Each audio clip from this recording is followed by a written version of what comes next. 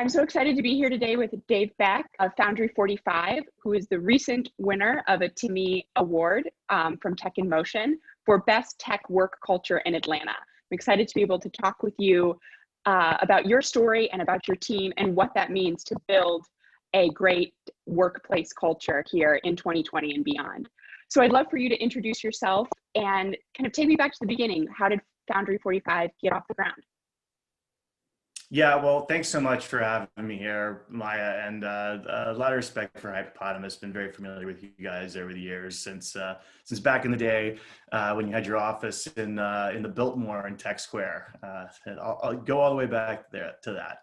So I'm Dave Beck, co-founder and managing partner at Foundry 45. The four founders at Foundry 45 actually have 15 years of experience working together, doing everything from developing electronics to mobile apps to immersive technology. And we exited our previous company in 2014. And when we were trying to decide what we wanted to be when we grew up, that was when we came across kind of the first generation of virtual reality headsets. And they totally just blew us away. And I mean, really, it was similar to the immersive tech we were already working in. So it was just kind of a natural fit for us going forward. And then today, fast forward to today, we are 100% focused on virtual reality training for hard skills. So our website tagline actually says, when there's one right way to do things. And, that's where we really believe that VR training is the most effective. So in the 5 years or so that we've been going, we've grown from the four founders to be able to get down there. So being able to do that virtually, that's just one example of how effective it can actually be. That's great. Well, I'd love to continue to talk about your team since we are here to talk about work culture. So you mentioned, of course, you've grown quite significantly since the original four people. Is your current team, is everyone based here in Atlanta, or are you a little bit more spread out now? Oh, well, it's been very interesting. So we pretty much went 100% virtual in the middle of March. And the good news for us was just that we had a lot of experience working with people around the country and around the world already. We have folks that work in Austin, had somebody in Vegas, and then we have people around the world, in Europe, in Asia, and one person that we never even know where he's going to be. The next time he shows up, he might be in, Buenos Aires or, the Ho Chi Minh City or whatever. True digital nomad. Yeah, total digital nomad. So we were already pretty comfortable with that.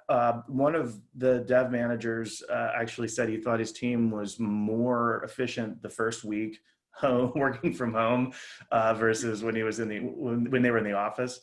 But yeah, it's been a weird situation for us because we've had to be very mindful to make sure that we don't lose a lot of the culture that we work to create when we're together. But like a lot of companies, we've actually made the decision that we're going to be a remote first company going forward. And we're lucky because we work in technology and it's easy to make that work. Absolutely. So as you continue to stay remote, how do you translate that workplace culture that you created in person? How do you bring that into this remote environment? Well, it's interesting. So culture is extremely important to us, right? And, you can either create your own culture or your team will create it for you. So we've wanted to be very mindful from the start of creating a culture that really fit who we are. And so, we do a lot of things that involve getting people together, whether it's daily stand-up meetings or just check-ins.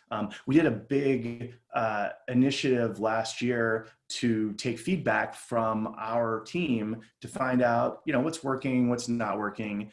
And interestingly, one of the things that they said was that they actually wanted more feedback or more regular feedback, not just this kind of 6 months and 1 year kind of performance review type stuff. They wanted a lot more regular feedback. And so before any of this happened, the pandemic hit, we were already working to make sure that we were giving people more feedback.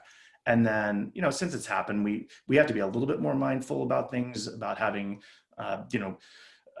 weekly employee happy hours, or just kind of general meetings to make sure that everyone's together on the same page. And even simple things like I started doing Zoom lunches with the development team members, just one-on-one, because, and not that anyone needs another Zoom meeting, but when we're in an office together, since I work in sales and marketing and finance on the business side, not on the development side, and I would see all of those people every day, and we could just go to lunch whenever it was time to go to lunch. Hey, who's going to lunch? But when we're all remote, if I'm not working with those people, I feel really disconnected. And so it's been a really good experience to actually, get a little more one-on-one time, even if it's in an environment like this. That's great. And it does make such a difference to be able to continue to have those organic conversations, however they manifest in this day and age.